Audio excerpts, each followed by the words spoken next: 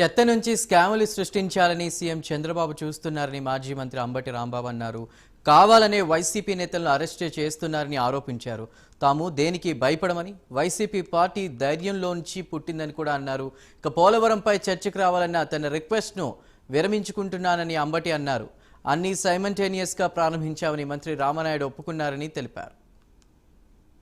సంపద కాదు కానీ చెత్త తగలేస్తే దాని నుంచి స్కాములు సృష్టించాలని ప్రయత్నం చేస్తాను. ఆయన మీకు దండం పెడతాను. స్కాములు చెత్త తగలేస్తే దొరకవు, పట్టుకుంటే దొరుకుతాయి. ఇది గిట్ట పట్టుకుంటే మేమేమి స్కాములు చేయలేదు, మా మీద స్కాములు రుద్దాలని మీరు ప్రయత్నం చేస్తున్నారు. అనేక మంది ఎమ్మెల్యేలని నాయకుల్ని అరెస్ట్ చేసే కార్యక్రమం చేస్తున్నారు. చేసుకోండి, మేమేమి భయపడము. చట్టం ఉంది, చట్ట ప్రకారం మేము ముందుకు వెళ్తాం తప్ప మేము దేనికి భయపడే వాళ్ళం కాదు. వైఎస్ఆర్ కాంగ్రెస్ పార్టీ పుట్టిందే ధైర్యంగా పుట్టినటువంటి రాజకీయ పార్టీ.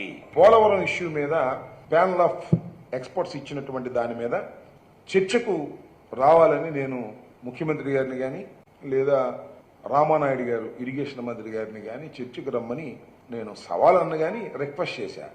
ఆ రిక్వెస్ట్ని విత్డ్రా చేసుకుంటున్నా. ఎందుకంటే నీకు చర్చించాల్సిన అవసరం ఏమీ లేదు. నేను రామానాయుడు గారు నా మీటింగ్ అయిపోయిన తర్వాత ఆయనే చెప్పేశాడు, అయ్యా మేమన్నీ సైమల్టేనియస్గా ప్రారంభించిన మాట నిజమేను, తొందరగా పూర్తి చేయాలనే తాపత్రయంతో అన్ని స్పిల్వే, అదేవిధంగా స్పిల్ ఛానల్, అలాగే మరి కాఫర్ డ్యాములు, అదేవిధంగా lower copper dam, upper copper dam, diaphragm అన్ని సైమల్టేనియస్ గా స్టార్ట్ చేశామని చెప్పేశాడు.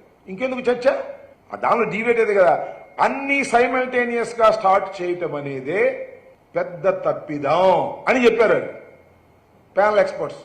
ఎక్కడ కెనడా వాళ్ళు, అదేవిధంగా అమెరికా వాళ్ళు. నువ్వే ఒప్పేసుకుంటావు, అది ఇంకా చర్చ ఉంది. తప్పు చేశామని తెలిసో తెలియకో మా బ్రదర్ నాయుడు గారు అంగీకరించారు. రామానాయుడు గారు పాపం మంచోడు, పాపం ఈ మాటకు ఆ మాట ఉన్నదన్నట్టుగా ఒప్పేసుకున్నాడు.